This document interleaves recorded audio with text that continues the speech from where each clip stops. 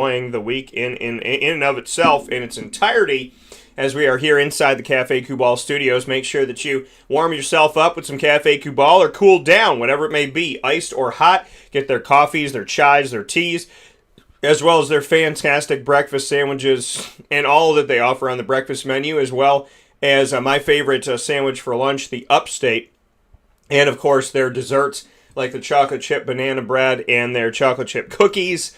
And really, you put chocolate in anything, especially at Cafe Kubal, I'm going to get it. So make sure you go over there today to Cafe Kubal, any of the locations, 3501 James Street, 324 West Water Street, 208 North Townsend Street, as well as 401 South Salina Street, all in Syracuse, and along with being inside of Golisano's Children's Hospital. And you can get in touch with them by going to 343 Fayette Street in Manlius, New York, where Rob and I were last week. So plenty of ways to connect with the wonderful local business that is ever expanding and growing and finding new ways to be there for you in the community, that being Cafe Kubal. So make sure you head out there today. As I said, you are watching and listening to Wake Up Call with Dan Tortora. You're listening on mixlr.com/wakeupcalldt, as well as on wakeupcalldt.com's homepage. And, of course, you are hanging out with us here on Facebook Live on facebook.com/livenowdt and on youtube.com/wakeupcalldt. So however you're connecting with us, welcome to the broadcast. Happy to have you and appreciate you so very much for being here where sports truly meets that thing called life. So welcome to the show, and I hope that you are doing very, very well. We have a great show prepared for you today. It's going to start things off inside of Ma and Pa's Popcorn.com's What's Poppin'. We're going to have Dante Coker join the show for the first time ever. He's a Syracuse native, as am I, and he went to Corcoran High School, played football, found his way to Ithaca, and has now taken over and created his own personal training called Fast Lane. So we'll talk with him about his entire story and his journey. Love the fact that I get to have Central and Upstate New York natives on the broadcast to tell their true and unique stories, and that's exactly what we're going to do today. We're going to tell the story of someone connected to the sports world, as well as connected to our community of Central and Upstate New York, my home. So to tell his journey, to tell his story, and to have an open opportunity on this forum to share who he is and what he's all about and why he created Fast Lane. All of that's coming up today on Wake Up Call with Dan Tortora in just a few minutes at 9:15 a.m. Eastern Time, which I'm ecstatic for the opportunity to have Dante Coker join us here on the show. So very, very much looking forward to having him here.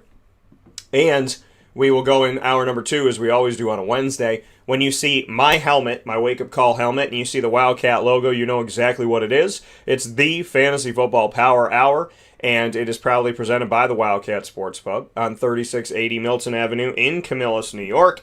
It is where we have all of our leagues inside of this beautiful world of fantasy football. This is where our leagues are, and always excited to draft with each and every single one of you. We have some spots open. If you want to get into it, you have to email dtstays@gmail.com. That's dtstays at gmail.com. Few spaces available. Our drafts are in August, and you need to let me know now so we could save you a seat at the Wildcat. So make sure that you do that ASAP. So make sure that you send that over to us. We'll be talking today about the NFL draft by school, which is very, very interesting and unique and cool and something fun for us to do. Looking at the NFL draft by college and university. How did the schools do? And was it what we thought it was going to be? And as well as, maybe some schools that you never knew about being included in all of this. So we'll discuss, the NFL draft and break it down by schools, which is a pretty interesting way to take a look at the draft, around the country. Where do these young men come from that are comprising the 2021 NFL draft class? So we'll do that with Mike and break that down and give some thoughts on it. And obviously there will be some storylines that create themselves as we have the discussion. So the Fantasy Football Power Hour, talking about the players that will be finding you, hopefully some success for your team. Finding your team some success and becoming a household name. There's, what the cool thing is about the draft and just, sports in general, is that you may not know who these people are today, and they may be, the sports cards you collect, the jerseys that you find, and, the players that you get to meet and get their autograph and get a picture with. The people that were drafted just a few days back are the people that you may come to know and love and talk about all the time in your daily life. That's what sports does. It takes total strangers and brings them into your life and brings importance into your life. So it's really, really cool. We'll be breaking it down, the Alabamas, the Ohio States, the Notre Dames, the Floridas, as well as teams you may not know that well, like the Colorados and the Coastal Carolinas and the Concordia St. Paul's and the Charleston West Virginias and the South Alabamas and UMass and Georgia Tech. Well, you know Georgia Tech, but they only had one player drafted this year. It's funny how, it's interesting how some of these schools had one player drafted and some that, the Iowa had 4 players drafted. South Carolina struggled as of late. They had 4 players drafted, including a first round pick. So we'll get into all of it. We'll break it down. Clemson didn't have a ton. They had 5. So they had just as many as UCF and BYU. And we'll discuss all of that as we go. So very, very cool to be able to connect with you and talk with you about the draft, breaking down the NFL draft by school and showing you where they came from. So very, very, very much excited to be able to have this conversation with you today and talk about these players that are going to be showing up, undoubtedly, some of them just wreaking havoc on the fantasy football world in the best of ways. So I'm very, very much excited to have this opportunity with you and to share the time with you. So thank you so much for tuning in and for being a part of Wake Up Call with Dan Tortora, as we have 2 great discussions going on today, and very much looking forward to doing that. So,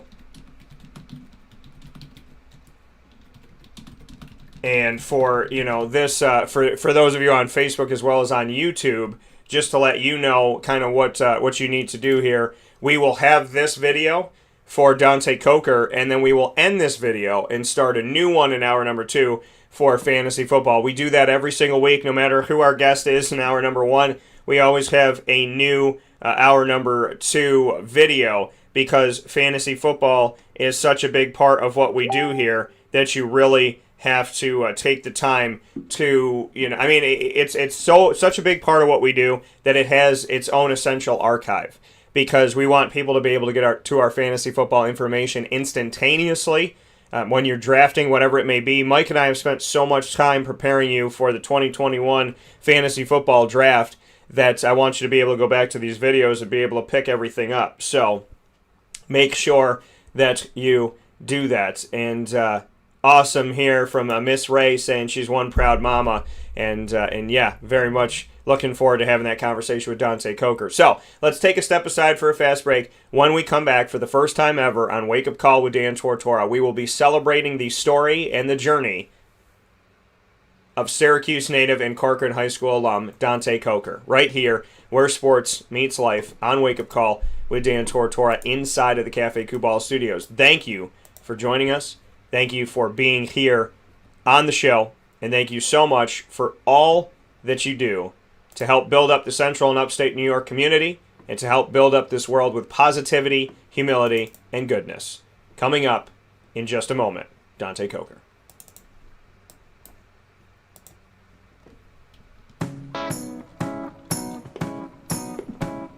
In these unique times, there are those in our community that give us a sense of normalcy and positivity. Pizza Man on 50 Oswego Street in Baldwinsville has been here for you for over 35 years and is here now. Call 315-638-1234 or order online at pizzamanbville.com to bring those familiar tastes into your home. And remember to come see our monthly on-site broadcasts centered around the community and our Baldwinsville Bees. Pizza Man in Baldwinsville. Any way you slice it, they are always here for you.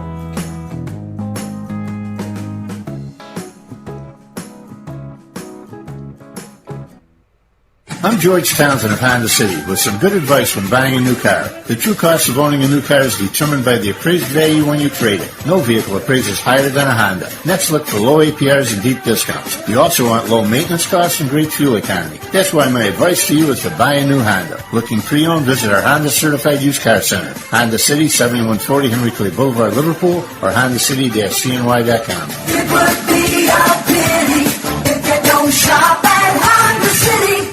This is Jimmer Sakowski, owner-operator of Chick-fil-A Cicero, 7916 Brewerton Road in Cicero, right in front of the Home Depot. I had a deep feeling that God wanted me to do something bigger with my life and to help people, help others. He kept putting Chick-fil-A in my life, and I realized as I was going through the franchise selection process that positively impacting the lives of others was really core to what we do here at Chick-fil-A. First of all, it starts with the food. The food is brought in fresh daily. We bring in local produce. We prepare to order in the kitchen. We hand butter chicken. We hand spin our milkshakes. It's great food. It doesn't taste like fast food. I think the second thing is the way people feel when they come in a Chick-fil-A restaurant. It's different. We try to treat people with intentional kindness here, which is very different and deeper than good customer service. And so I think it feels remarkable for most people to come in a Chick-fil-A restaurant. And then lastly, the impact that we try to have in the community is very different. It's a big part of the expectation of every operator of a Chick-fil-A restaurant is that they're actively engaged in their community, they're a leader in the community, and they're making a difference. When they realize that what we're striving to do is to shine a little light in their life, that's a very, very different experience than you will have in any other quick service restaurant. And it's that remarkable experience that I think people will emotionally connect with.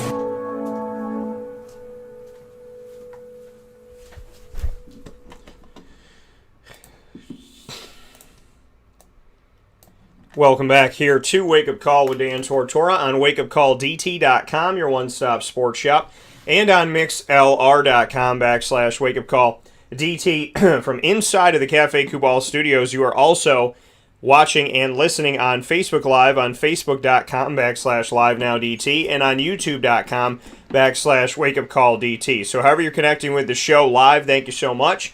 And of course, you know that you can go to our archives and pick up the shows as well. If you ever miss anything, or if you heard it and you just want to go back, it's one of your favorites, whatever it may be, YouTube, as well as iTunes and Apple Podcasts, iHeartRadio, Spotify, MixLR, Stitcher, TuneIn, and Podbean, as well as other venues like Player FM, will give you an opportunity to listen back to Wake Up Call with Dan Tortora at your leisure on your schedule. So, with that being said, from inside of the Cafe Kubal studios, I'm proud for the first time ever to be welcoming someone to the show here that is a Central and Upstate New York native, coming to us from Syracuse, going to Corcoran High School, moving on from there to Ithaca, and coming here today to be on the show to talk about Fastlane and so much more. We're here to tell the story of Dante Coker, and I'm honored and privileged that we have the opportunity to do that, and I'm happy that he's reached out in our community and given me the chance to tell his story. So inside of MonPazPopcorn.com's What's Poppin', you know the list of topics for the day. First up on today's broadcast is Dante Coker, and I proudly bring him in to Wake Up Call with Dan Tortora. Dante, how you doing today? Doing good. How you doing? I'm doing well. And Dante, first and foremost for you, just what you can say about, maybe how you have tackled everything that's gone on during this pandemic and this very unique time in our country, just how things have been going for you up to this point. Things have been going really, really good. It's really surprising to see how fast things are moving for me. But it's been a fun ride, and I'm just looking forward to working with more kids and doing everything I can do in the community to help everyone grow. And I just want to make sure if we can make you a little bit louder on your end, I want to make sure everybody hears you here. But you were talking about the kids and helping the kids. How important has that been for you? It's been very important because a lot of kids look around, and if they're not a top athlete, they think that no one will really help them or they don't have the help. So I try to motivate kids and push them and just show them that you don't need this person and that person to really back you. if your work ethic is really good and your grades are good and you're putting in the work, it's going to speak for itself. And having that, connection to the community and to the kids, what made you want to have that? What, we'll kind of Tarantino this thing, and we'll go back in time in a second, but why is it so important for you to help the youth of our community? It's just where I was born and raised. I don't know nothing besides Syracuse. And my father, Dante Coker, started a mentorship program, I want to say probably like 2013. And being around those kids like Dejor and JoJo, JJ, just to name a few, DJ, like that, being around them and just watching how hard they played and the brotherhood, it just made me want to like be around them more, and just seeing them grow from second grade on to high school, and now they're receiving D1 offers and playing college basketball, football, and just living their life. And I just always wanted to be a part of it, and just seeing how my dad brought kids together from different sides of town, different backgrounds, and everyone became family, and I love that aspect of it. And that's just everything that I try to incorporate with my training as well. It's not just for winning or for the money, but because we actually love to do it. Coming here from Dante Coker this morning, Syracuse native and Corcoran High School alum and the owner of Fastlane Performance Training. Dante, let's go back to the beginning. Let's talk about you as a kid growing up here in our community. I grew up here, grew up in Syracuse. I have been a part of Central New York for the majority of my life. What can you tell me about growing up from your perspective in our community? What was life like as a kid? What can you tell me about young Dante Coker? Life as a kid for me was great. My parents both made sure we had everything that we needed. I'm the youngest of 5, so I have 2 older brothers and 2 older sisters, so I kind of learned the way early of like just hard work, getting up and doing everything. My father and my brother, we own a paving business, so I got to learn that at a young age. My mom does hair, so everyone is an entrepreneur in the house. So it kind of rubbed off, and at an early age, I would always just go with my dad's work and just watch him put in the hours and come home and provide for us. And that just rubbed off on me growing up because I always knew how to work hard. I knew how to provide for myself, and I kind of knew what it took, no matter if someone believed in me or not. My dad always taught me to just work hard and keep your head down, and good things will come to you. And my mom always told me to pray, so that's 2 things that I've kept with me my entire life: working hard and just relying on God. Yeah, I love that, and that to me is, that advice. If that's all you had, work hard and believe in God, lean on God. That is part of my everyday life. I think people that make that a part of their life, do your best. I say it at the end of every show. God bless, no stress, do your best. Your family, your parents sound like 2 amazing motivators and people that really wanted to lead by example. How important is it that, not just for you, but for every kid out there, to have parents that teach you the value of hard work and earning what you have, earning where you go in your life, and at the same time having faith in God and in something bigger than you? How important do you think that is, having had that in your life? How important is that for parents to really be leaders of their families and to, take the responsibility to teach by example? I think it's really important because as like a kid, just seeing the support from your parents, whether you're having a bad game, whether you're not even getting in the game, it's different because as all kids look into the stands and see if their parents are there or someone always comes to watch them. And that makes them play better, or it kind of just gets them a little happier. But I think that support in general means a lot because kids need it. They need someone to back them. They need someone to push them. They don't need people that's going to tell them, oh, you're going to make it. You're the best player here. No one on the team is better than you. Mindsets like that kind of get kids screwed up. But parents that are supporting them and are keeping it real with them, and they're pushing them, not only on the court or on the field, but outside of it as well. Because as growing up, it wasn't just sports for me. Like, I had to get my schoolwork done. I had to make sure my stuff at the house was done. And then I could go do what I wanted to do outside of that.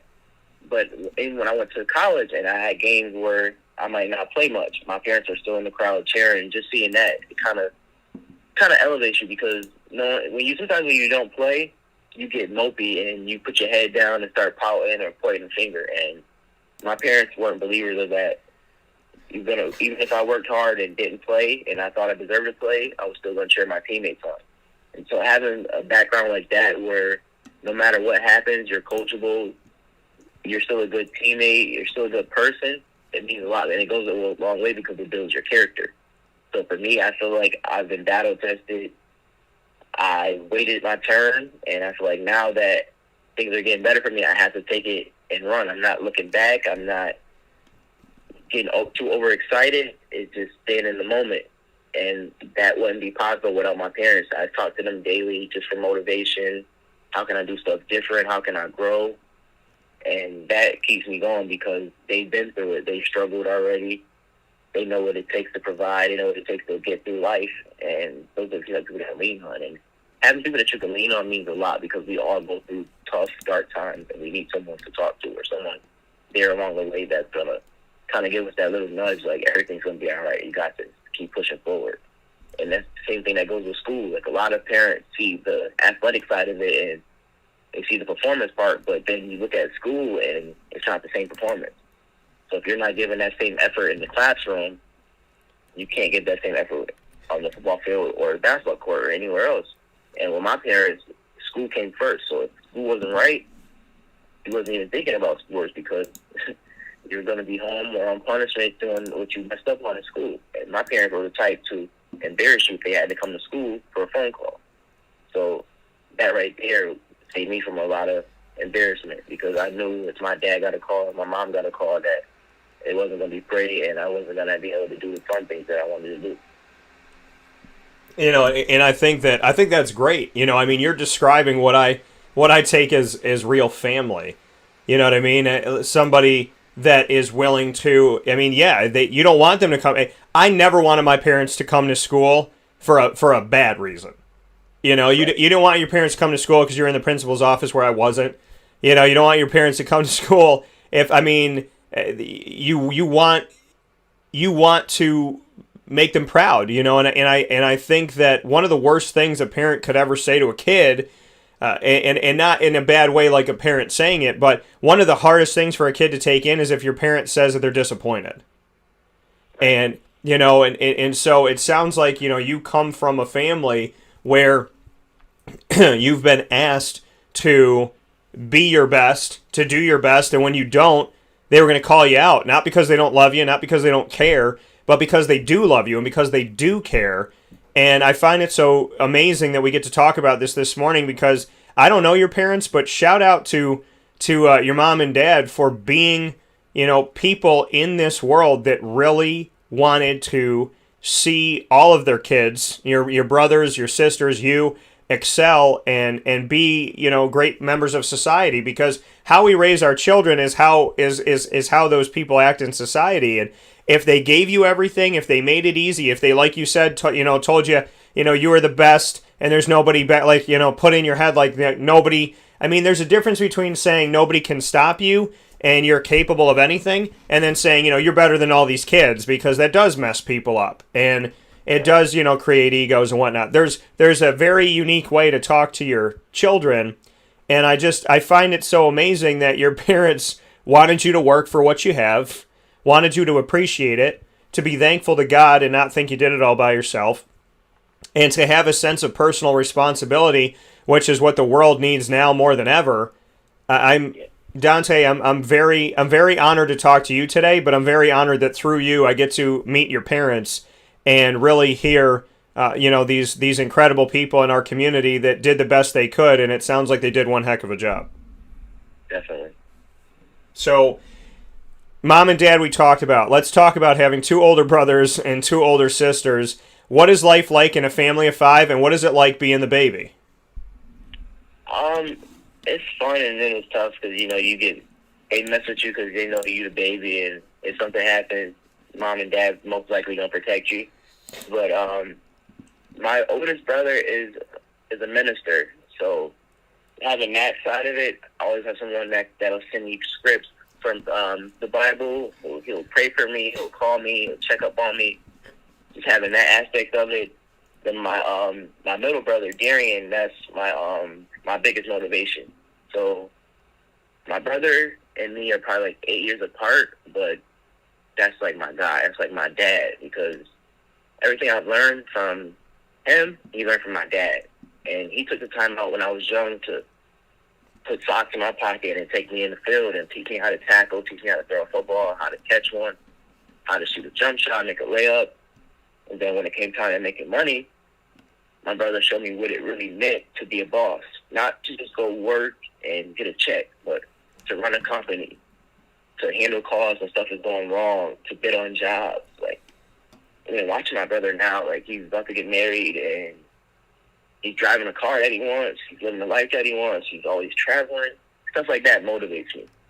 And he's a real provider. And that's someone that I look up to, and that's someone that I really, really want to make proud of everything I do. And then my two sisters, one is a chef.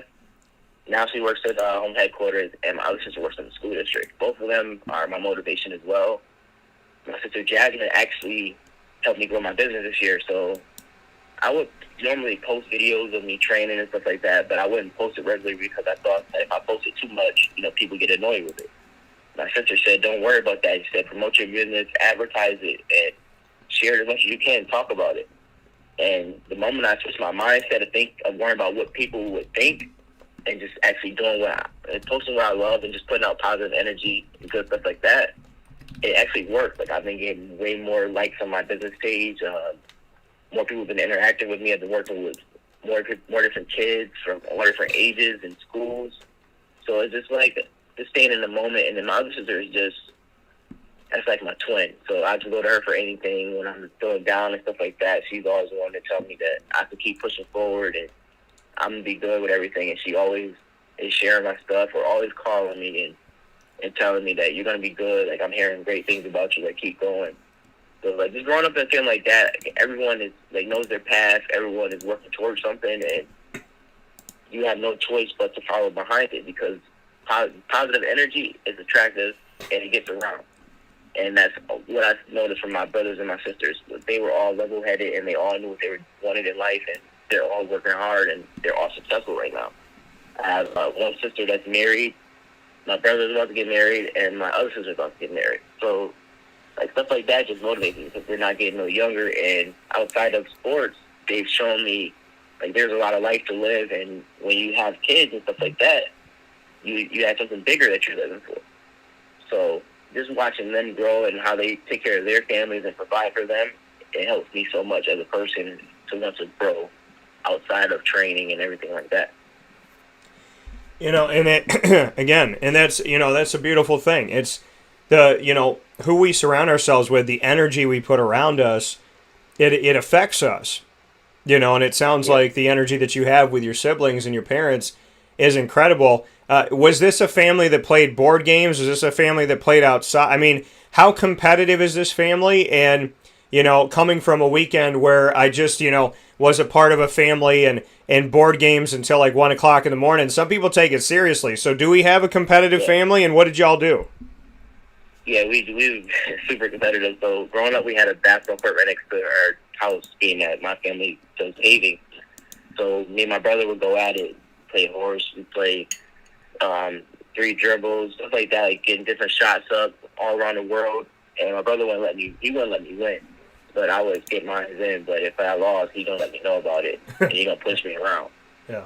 But as far as like when we do cookouts and stuff, my parents and them they play spades. I don't really know how to play that yet.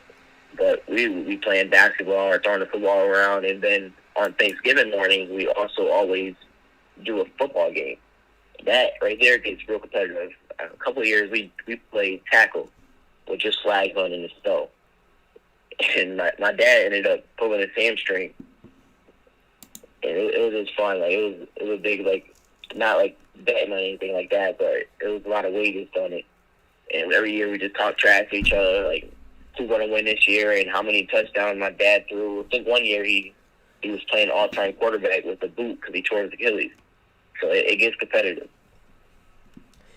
So your dad was playing all-time quarterback in a boot because he tore his Achilles. So he's not sitting out with a torn Achilles. He's not sitting out because of the boot. He's just like, all-time quarterback, I got this. Like, So does your family? I don't think anybody gives up. Then I guess Dad's a nice representation of the Coker family. Give me the boot, give me the ball, and go get open. Most definitely. That's pretty cool. So Dante Coker hanging out here with us today. Dante is coming from Syracuse, coming from Central and Upstate New York. What do you love about it? Is there anything you don't like about it? What did it teach you growing up in this community? That you really just got to get it out the mud, like, because like a lot of times too, and I caught myself with this, like when you worry about outside of like your family, like who's really like supporting you or who's doing this and that, like it slows you down. And so, like when I got out of that mindset, things started to get better for me because I stopped worrying about who's watching or who's gonna watch or who's gonna come train, and just put out the work, put out the energy and the stuff that people want to see, and eventually people will gravitate towards it because, like I said, good things bring on good things, and positive energy brings on more positive energy. So I just try to like stay in the moment with that and just keep working because I know that things will get better for me. And like I said, I pray and I know what I want. I know what I ask for, and I just try to be ready when it comes. Yeah, and that's really genuinely all you can do is, pray on it and be ready for when things come your way and opportunities come your way. Do you feel like your path has kind of gone all over the place? I mean, do you feel at times you kind of looked up at God and said, hey, this is where I want to go, and God was like, that's a great idea, but I'm actually shifting you over here? Have you felt that? Yeah, because when I was getting out of high school, you had that dream of you want to play professional, stuff like that. You want to go to the biggest schools. So when I went to Ithaca and I played there, like my junior year, I realized like football isn't fun at this moment right now. Like, and I can't play if I'm not having fun because then my heart isn't in it. So I'll be playing for the wrong reasons. But right when I felt like I wanted to stop playing, I found love for training, and I was already training myself. But like I said, the kids that my dad coached growing up, like Dejor and those guys, they would gravitate toward me, ask me how to do this lift, and come work out with me. And then that turned into, I'm going to train you, and just getting more and working with more people. So when I lost love for football, I found the love for training. And then, like I said, I had my up and downs with training, but it's something that like it makes me like the most happiest I've ever been, and it actually feels like I'm still playing. I'm just leading in a different way. So I definitely believe that God definitely breaks you down just to build you back up, because I was blind, and a lot of people are stuck in that mindset of I gotta make it, I want to make it, I seen this person make it, so I think I got a chance. But if it's not for you, it's not going to be for you. But my mom always says, if it's for you, you don't got to worry about it, you don't got to stress over it. Just keep doing what you're doing, and the time will come when it comes. You can't rush it. And when I stopped rushing, things started to open up. So I'm way more of a patient person, and that's all because of everything that God has shown me and He taught me. Even when I didn't want to see it or didn't want to listen to it, it made me so much a better person. You said a lot of things there, and I want to go back to a few. You said a ton, but one of the things you said is, if God has this for you, then you got it. Like, there's nothing to worry about. If it's yours, it's yours. And if it's not, you can't stress about it. That's what we do so many times. We stress about, is it ours? Is it ours? Is it ours? But if it is, it's going to be. If it is today. It is tomorrow. God doesn't, give something and then just rip it from you. So, there's beauty in everything you just said about, if it's meant to be yours, it's yours. And if it's not meant to be yours, then there's something else coming your way. And just, I don't know, I mean, all your words that you just said really hit me today in a special way of don't stress about it, work, get after it, be ready for it when it comes to you, and understand that, like you said, He breaks you down to build you back up. So there's so many amazing things that you just shared today that really touched my heart. And Dante, how did you learn this? How did you come to a place where you have wisdom like that? Both my parents, and then really just my mom. And my mom is in Charlotte now, so she'll send me she'll tag me in videos from her pastor that talk about different things in life, different characteristics, and she's always praying with me. She's always telling me to thank God, and even when stuff is going wrong, thank Him for showing me. Or I asked her a couple weeks ago, Mom, why do I wake up during the middle of the night? She's like, he's probably trying to tell you something. So just say a quick prayer, ask Him, what are you trying to show me? And like I said, so I would have like sleeping problems, but I would ask my mom those type questions, and she would help me out and just like calm me down. Or even when if I get in a dark place, my mom will talk to me like, hey, that's not you. Like, what are you doing? And she'll just motivate me. Like, I love you. She'll send me little stuff that she knows that will get me up. And just talking to her honestly helps out a lot. And then when I talk to my dad is more he's more not strict with it, but he's more to the point with it. So my mom is gonna, is gonna be more affectionate with it. My dad is gonna be clear cut with it. Like, you gotta man up. Like, you gotta do this. Like, you're an entrepreneur. Like, you know what you're doing. Like, you're made to work for yourself. Like, you're a boss. And my dad has told me that since I was a kid. Like, you're a boss. Like, you're gonna own things. Get used to it. Like, you see how we do things here. Like, this is in you. And when I started to actually just listen to my dad and my mom and just believe in myself, like, it made everything easier, because I'm the type of person, I put a lot of pressure on myself outside of what everyone else expects of me. So when I learned to not overcrowd myself and stuff like that, and just let things come as they come, and if I do something and I fail, learn from it. Not do something and harp on it and get mad. It's a lesson in every loss. So that's how I try to approach things, and my parents are great with that because they help me out a lot, and they're my biggest people that I call. Like, I call my dad after I leave the gym at 10 o'clock at night, and he's laughing at me talking about, you're an entrepreneur. I can't even get a hold of you nowadays. So, just stuff like that just pushes me, because watching my dad get up at 5 in the morning to go put in driveways and not come back home till 8, 9 o'clock because he's getting off work, and then he's going to coach for a couple hours, or he's going to do a tournament. So just watching my dad sacrifice showed me that if I wanted something and I wanted my own, I could do that. And then speaking of my dad, which pushed me to the biggest point ever in my life, was the fact that my family owns a paving business, but everyone always asks me, why don't you just work with your family? I can work with them, and I do my own stuff through them because I own part of the company as well, but I'm that person, I can't work for money if it doesn't make me happy. Yeah. So no matter how much I'm getting paid per hour, if I'm not loving what I'm doing, I can't do it. And I had to prove to my dad that I was serious about training. Not that he didn't support me, but because, you know how you have that discussion where you agree to disagree. My dad wanted me to, own what I was doing in the company and take off my own lane like that. But I'm like, Dad, I'm just not happy with it. Like, I really want to train. I want to help these kids. I want to do what you did, but I want to expand on it. And I feel like I can really, really grow with it. And I stopped talking about it, and I started to show him. And now I can just tell, my dad, I could tell how happy he is with me. And that, right there is, I can't explain how good that makes me feel, because he's a hard person to impress, but he's one of the most caring people. So I just want to prove to him that everything I'm doing is for the right reasons, and to see that he's happy for me. And when I call him and he's laughing and joking, it just makes me feel even better. Well, and you said, speaking here with Dante Coker, a Syracuse native and Corcoran High School alum, as well as the owner of Fastlane Performance Training, you said it. You said, I could work for my family business, and I could do that, and I could do anything, but if I'm making money and I'm not happy, I can't do it. I won't do it. And again, I'm talking to you here today. It's the first time we've spoken. And yet, I honestly I'm paralleling you. I'm sitting in the studio nodding my head going, yep, okay, I believe that. Yep, I did that. Yep, that's what I'm about. And one of the things that you just said, when you said, I can't do a job just to do a job.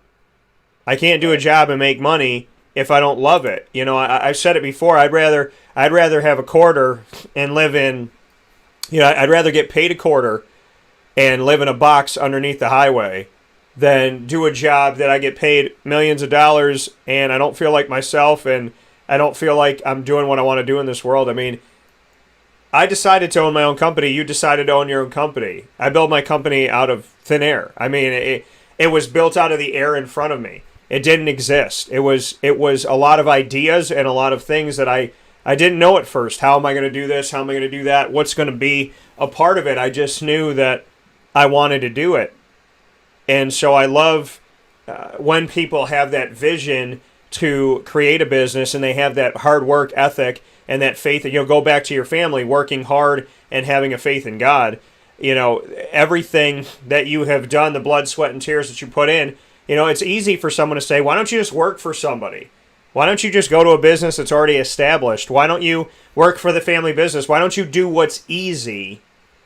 And I think that the people that are trying to change the world for the better, we never do what's easy. We do what's commanded of us. And I think there's so much beauty in the fact that you've chosen to not do what's easy, to not do what's right in front of you, and to not do it for the money, but to do it for the passion and do it for the love.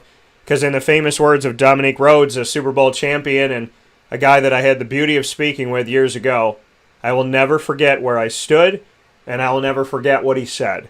When he looked me in the eye, and I was having a lot of stress over trying to figure things out, and he said, Dan, I'm going to tell you something that I live by. Somebody told me, and I'm going to tell you. He said, if you chase the money, you'll chase it forever. But if you chase your dreams, the money will eventually, it will chase you, and it'll eventually catch up to you. So, everything you just said is everything that I believe in, and I'm sitting here this morning in the studio just in awe that there's somebody else out there that feels that way, and it's really a beautiful thing to hear. Thank you. Appreciate it. You know, and it's, you got to feel, I'm sure that you feel so valued, and you probably feel like you can lay your head on the pillow at night when you know that you're doing something you love, not for the money, but for the passion and the desire, and that you've chosen to not do what a lot of people do in the rat race, which is just get a job to make money, but you created a job in order to find purpose in life. How does that make you feel when you go to sleep at night?